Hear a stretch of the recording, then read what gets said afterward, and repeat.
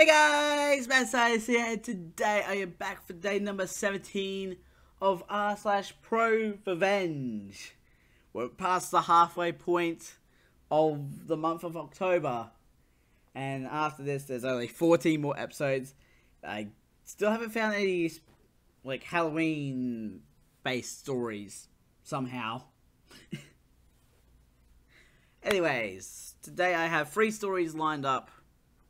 One of which has, like, a thief, another one with a rancher, and another one with an aunt. Like, a thief, a rancher, and an aunt walk into a bar. We're gonna start on the far right. And then, actually no, we'll start in the middle and we'll go right and left. My aunt tried to use the "you don't need money, I'm giving you experience and exposure" for some art I did for business. She got called out. Now her entire scam and life is unraveling, and while I don't like to gloat, I can't help but snigger. I originally posted my question on r/relationships on Monday, so for the whole backstory, please click on my profile, but TLDR, Aunt J, by marriage, asked me to do several pieces of art for her real estate business. I am in school and am positive I told her that I would need to be paid. I'm also positive she agreed to pay me. My major mistake was not agreeing to terms up front, but she still tried to take advantage of me. She was difficult, refused to accept drafts, then hated the finished products. I was out tons of time and money and tried to wash my hands of her. Out of the blue, she wanted me to fly out on my own dime to paint her office mural. I said I would have to get paid for previous work, and she exploded on me and told me that exposure from people like me is great for people like you, and I'm giving you experience. That was Monday. First thing Tuesday morning, I had a meeting with my school's licensing/legal advisor, and she helped me draft a letter stating since no legal transfer of ownership had taken place, Aunt J was to cease using any of my work immediately. We also wrote up an invoice for my time, materials, and shipping up to that point. We were very friendly, with a very friendly 15% family discount, and that if Aunt J were to work out a payment plan, she could continue using the finished pieces. I emailed them to her. I was very sincerely trying to handle this like an adult and not involve my parents or my uncle, Dad's brother, and Aunt Jay's husband, but maybe 1.5 hours after I pressed send on the email, my mum called me. It basically went like this. Mum, Aunt Jay just called and completely chewed me out over what a disgraceful brat you are. What's going on? I explained the situation to her and apologized. I was really trying to handle it myself. She was apocalyptically mad and revealed to me that Aunt J had been pulling this kind of bullshit ever since she married my uncle. Mum really wished I would have called when this first started, and she would have advised me to avoid ever doing anything with her. I said I was sorry that I was in so deep, but I felt like I was handling it okay. My mum asked if it was okay if she got involved. I said that was okay. Aunt J got her real estate license last fall and had been telling my uncle that she was a lock to be a franchisee, or whatever you call it in real estate, for a nationwide real estate company. I'll just say Promax. My mum called a local Promax office and asked who she should talk to, because one of their agents had commissioned several thousands of dollars worth of professional promotional materials and was refusing to pay. She was put on the phone with whoever was the highest ranking agent in my hometown, who was incredibly confused because all the local officers were under his guidance, and they had given a promotional materials contract with a local graphic design company. My mum gave him Aunt Jay's name, and holy shit. Aunt Jay was using this multi-million-dollar real estate company's name and materials when she wasn't even part of the company. I mean, this is a huge deal, and she could literally be facing years of legal trouble. And since real estate licensing is a fairly small world in our state, she is most certainly going to lose her license if ProMax pursues her. I honestly don't know enough about real estate to know how, or even if she was making this work, or if she was just biding her time until the franchise did come through. I had no idea. I have no idea. Maybe her scam wouldn't have figured out if she had just paid me. But it gets even deeper than this.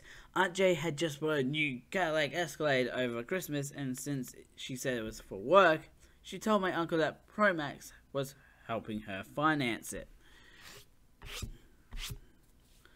My dad called his uncle, his brother, to let him know that what my mum had found out as a heads up. My uncle freaked out because obviously if she wasn't part of ProMax, then she wasn't getting generous financing terms from ProMax on her $80,000 car. Oh no.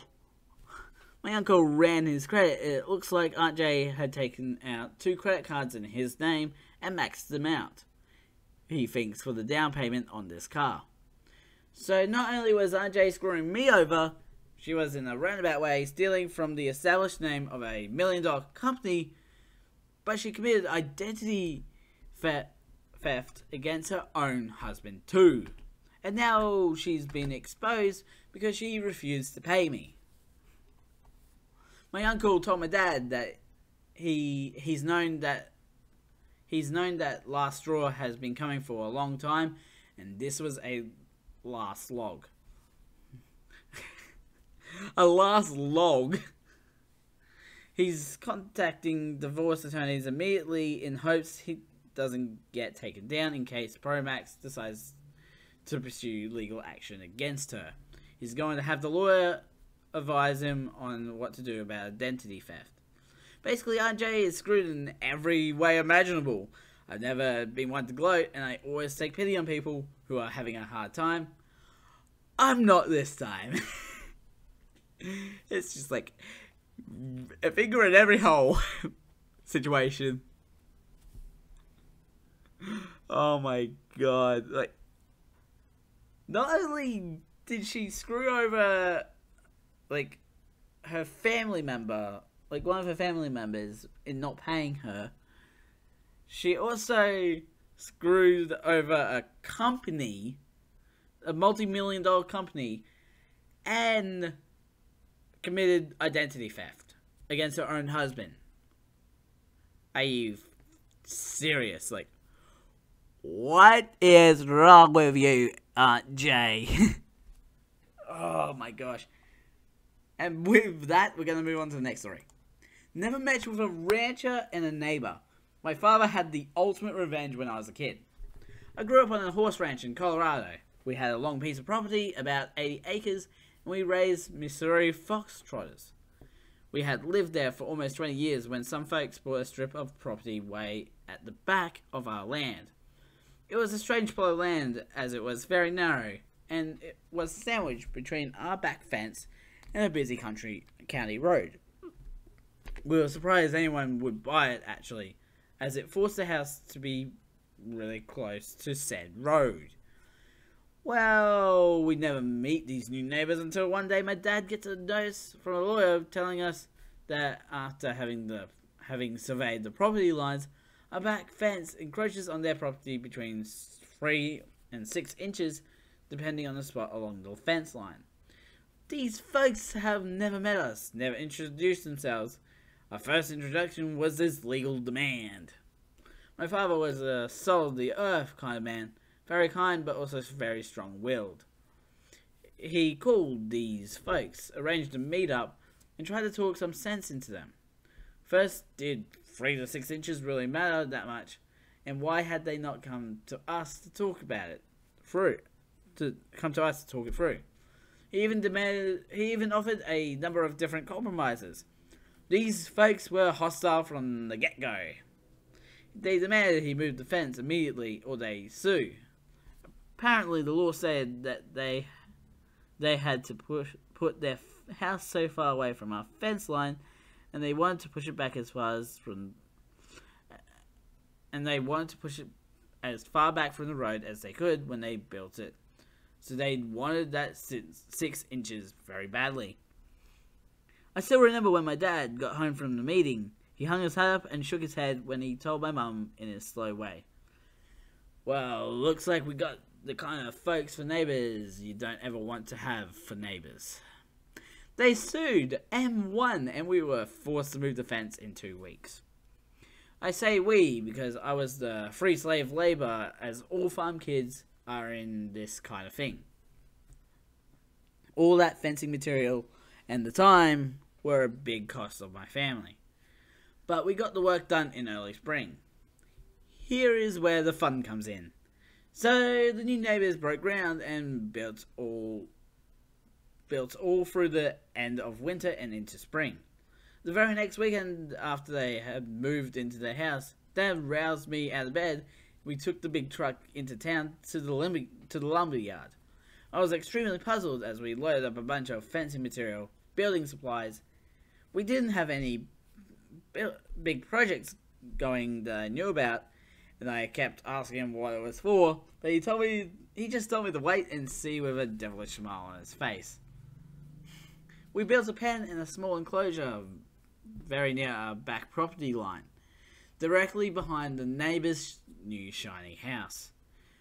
The next day, one of our farm friends delivered a half-dozen pigs to their new home. Dan insisted on feeding those hogs table scraps. Dad insisted on feeding those hogs table scraps and all the things that would go in the composter, as well as some good balanced hog feed to keep them healthy. Now, you may not know this, but the smell of pig excrement is directly related to what they eat and their pen. Table scraps make them smell bad. And I mean bad. I had to drive the 4-wheel back there every day to take care of them.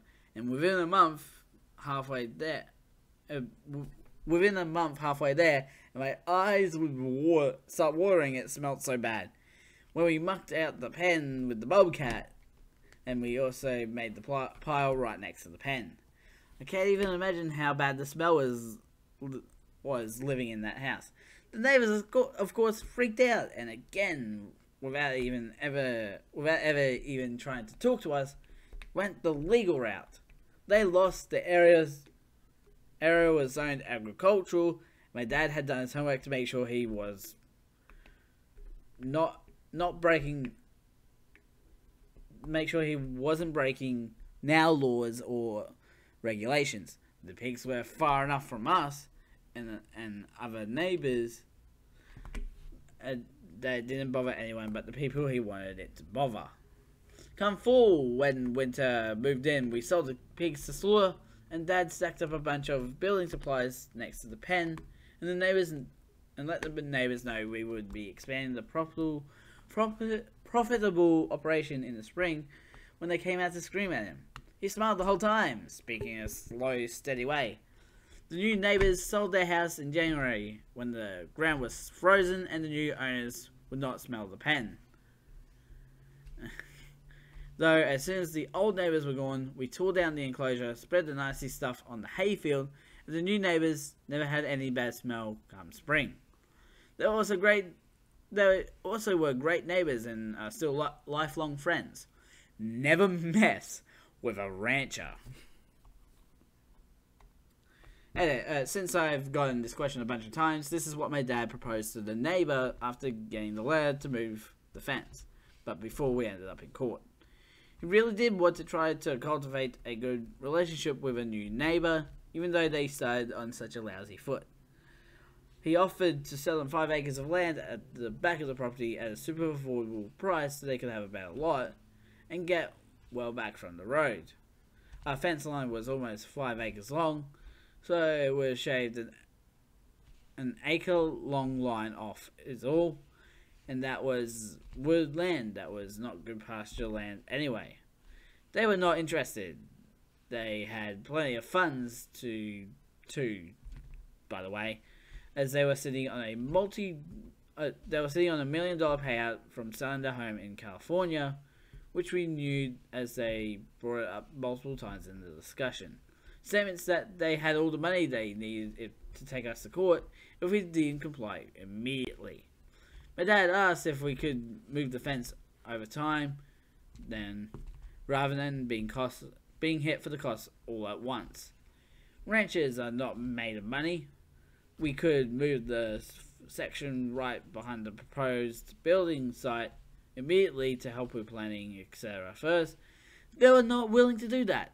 It had to be moved immediately. Lastly, my dad was friends with the two guys that did the inspections for the county of this kind of stuff. We had built many additions and changes on the ranch over time as well. They were all in the volunteer fire department together as well. He offered to get all of them together and see what options they had for dealing with the offset issue. The neighbor refused, again demanding the fence be moved immediately. If you see a theme here, so did my dad. There is no pleasing some people, so my dad let him take us to court. I later found out Dad was using the time to save up some money since he figured he would have to move the fence and that was expensive, and he hoped maybe the neighbor would not push it that far and come to work with him rather than go to all that cost. I know my dad reached out a couple of more times to the neighbor before things went to court too.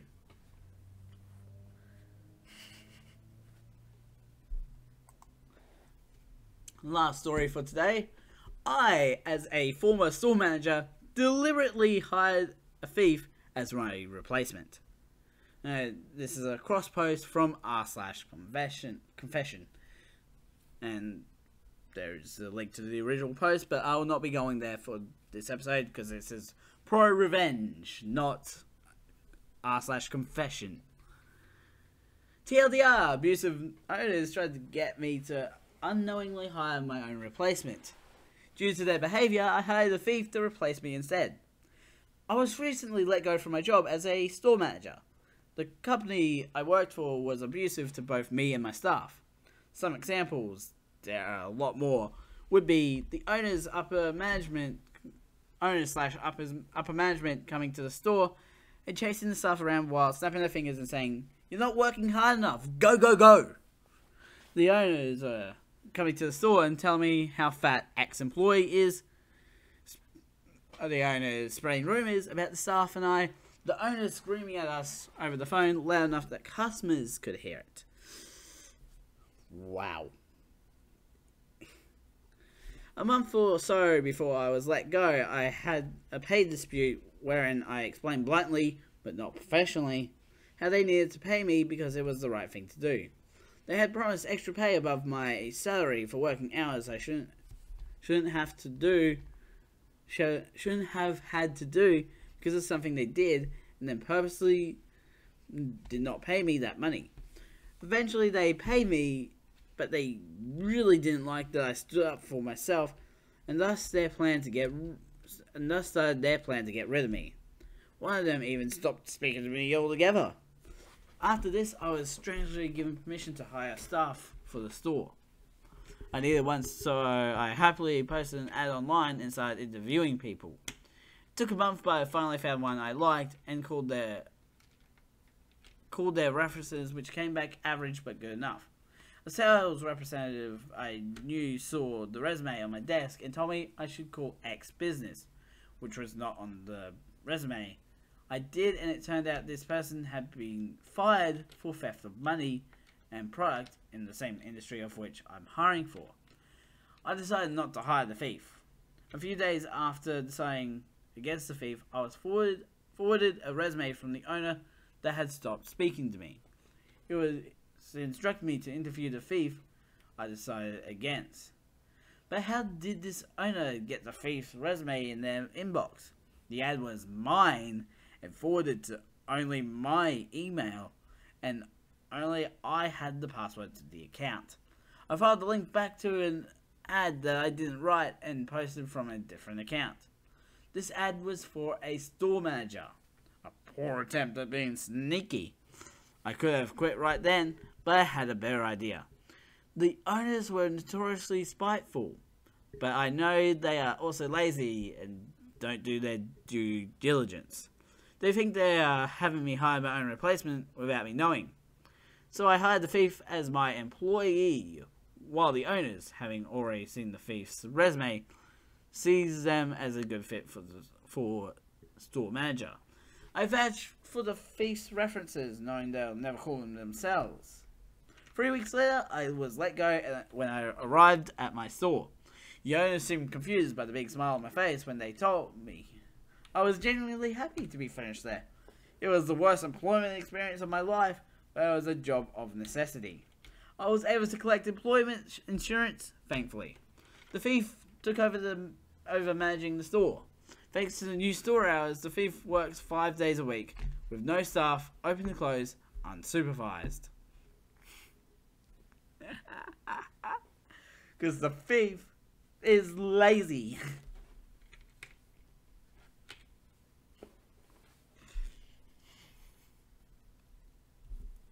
Like, no one thought it through, and no one wanted to call around and make sure that this person isn't a thief.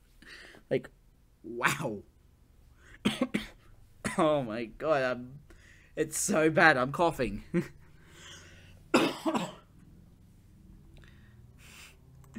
Anyways, links will be in the description to my main channel and also the second channel that you're on right now watching this exact video, with links to the playlist and the last episode. Go check them all out.